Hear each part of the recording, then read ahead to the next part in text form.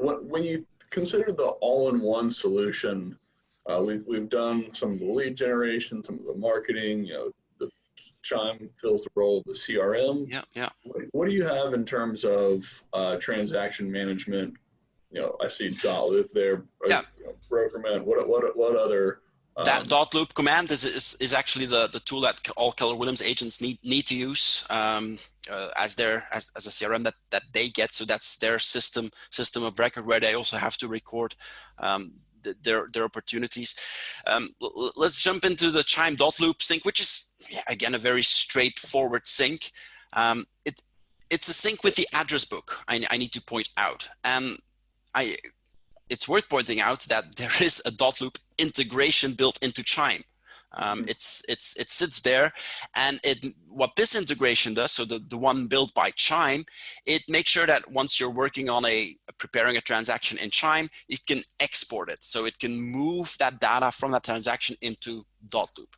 That's great. That's functionality that PieSync is not offering.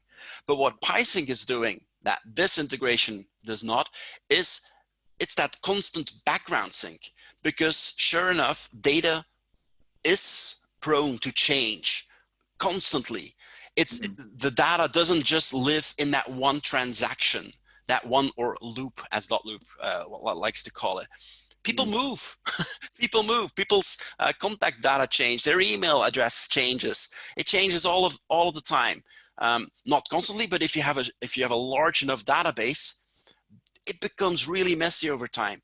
And PieSync, having these two systems, Chime and dotloop, along with the address book and the field mapping that comes with it, constantly talk two-way with one another without you having to worry about it. That's the power of PieSync. It just sits, runs there in the background, and it makes those changes. Those minute changes make sure that your database is up to date all the time, regardless of when you're making a change in dotloop, whether the actual customer is making the change in dotloop, because they could do that as well.